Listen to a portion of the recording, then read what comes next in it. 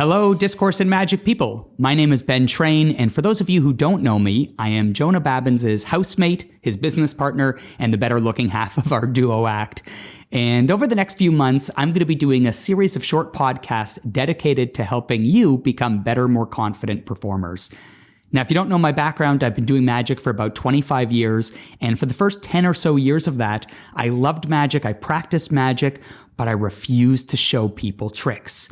And it didn't matter who was asking, whether it was friends or family or even complete strangers, when they asked to see a trick, I would freeze up. My mind would go blank, and I would have to come up with an excuse for why I didn't want to share something. And it bothered me. It bothered me a lot because I loved magic and I wanted to share it with people, but I couldn't figure out how to work up the courage to do so. And if that sounds like you, or if it sounds like a problem that you're dealing with, I empathize. You know, showing magic to people when you don't know who you're going to be showing it to, when you don't know what to say, when you don't know if they're going to like it, that is scary.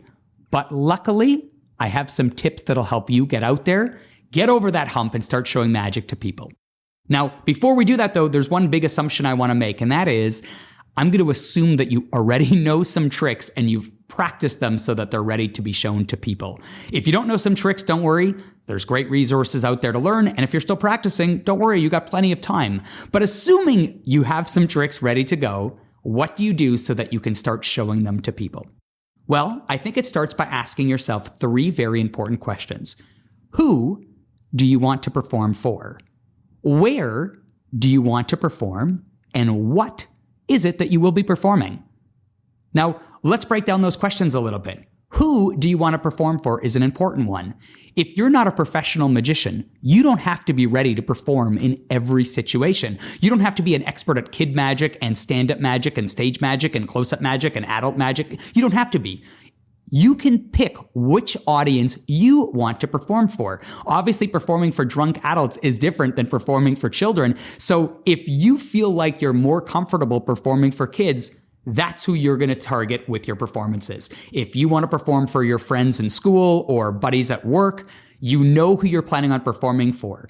Number two, where do you want to perform your magic? Again, you don't have to be an expert at everything. You can pick and say, I want to do close-up magic for people when I go out for drinks. Or you can say, on the bus on the way to school, I want to be able to show someone a trick.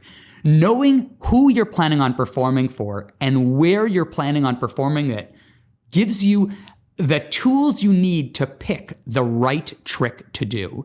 And this is very important. We're not trying to figure out how to put together an entire act that we can perform all over the world. Right now, we're just trying to work up the courage we need to start performing tricks for people in our lives. So you don't have to come up with an entire set list of material. You just have to pick one trick that you're going to practice, one trick that you're going to do for a specific audience and in a specific setting.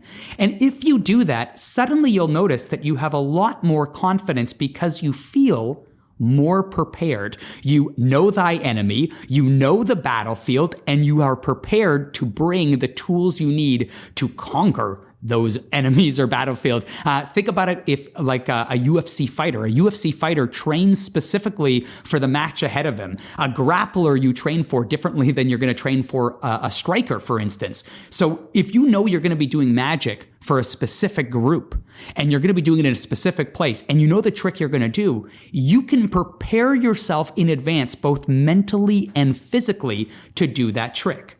Let's look at these two examples of what happens before you ask those questions and prepare, and what happens after you ask those questions and prepare.